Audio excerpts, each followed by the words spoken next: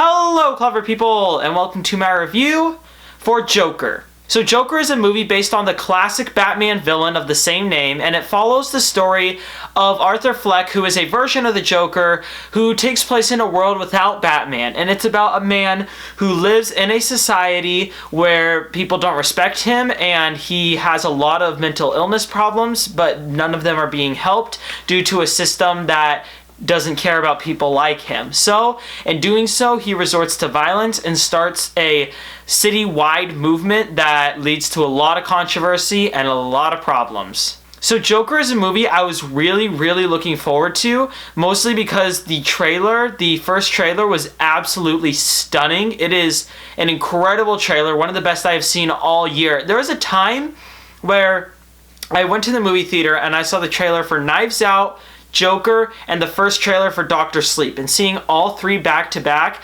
made me so happy because I loved all three of those trailers.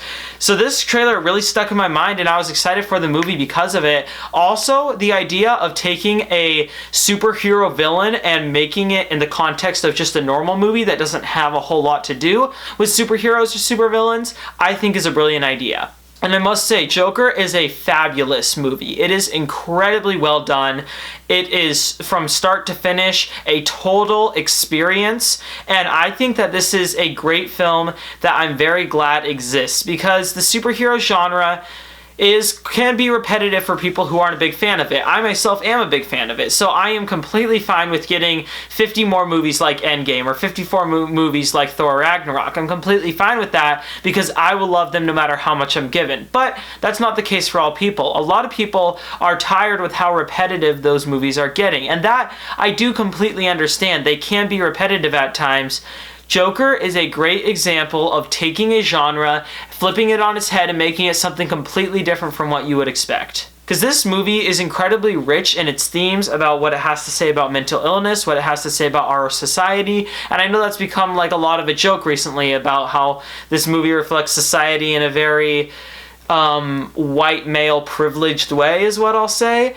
And while I do think that it's, kind of annoying to have a movie about a white male as the most, troubled person in America, there's also a lot of other choices in this movie that you can see that they're deliberately trying to say something about white people. Like, there's a scene pretty early on with some thuggish characters, and instead of depicting them as black and, wearing really baggy clothing or acting like hood, characters, they're represented as being white, young businessmen who act like hooligans when they think nobody else is watching.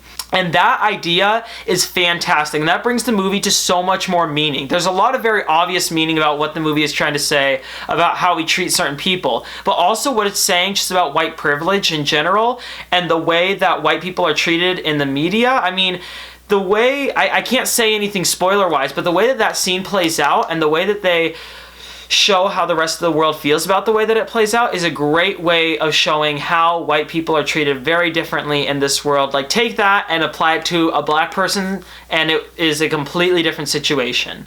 I also really love the third act of this movie. It's a great third act that really makes the movie worth it. The first two acts are good, they're decent, but they didn't make the movie great. It's that third act that really pushes home a message that's really shocking and really is a great source of catharsis. I felt a lot of catharsis watching that part, and I really loved the way that it was edited, the way that it was shot, the way that it was directed. This is just a well-made movie, and of course, the thing that everybody is talking about, Joaquin Phoenix in this movie is incredible. He is an amazing actor who really does transform with any role he gets, and in this movie, there's so many things to say about his performance. I don't want to start talking about his performance because then I'll say 50 other things that will all snowball into this review being a 10-minute analyzation of his performance.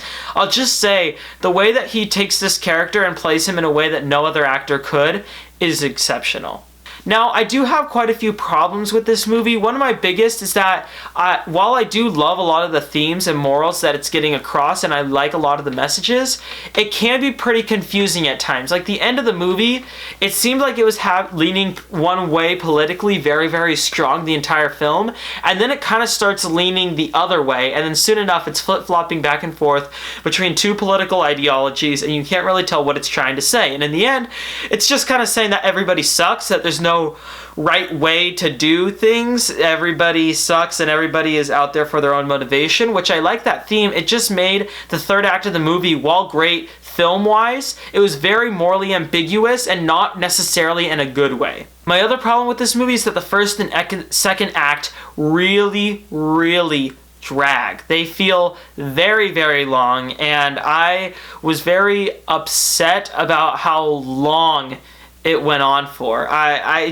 don't know. I feel like if you could have trimmed the first and second act, you could have trimmed some scenes out of it, or at least made the scenes shorter. You could have ended up with a finer, cleaner movie where the first and second act, you wouldn't feel like you're waiting to get to something fast that ends up coming in the third act. In the end, though, I will say that Joker is a fantastic film led by an incredible performance. The performance really does make the movie. And again, I could spend a whole 10 minutes just talking about everything that he does in this movie and how I like everything that he does. But I'm not, because I wanted to talk about a lot of the other aspects of this film.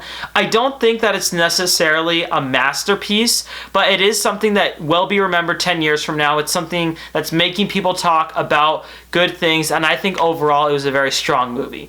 I will give Joker an 8 out of 10. Alright, that concludes my review for Joker. So, what are your thoughts on this film, or what is your favorite Batman movie? Comment in the comment section below and let me know. I'm Robert Burke, and this has been The Clever Critics. Goodbye.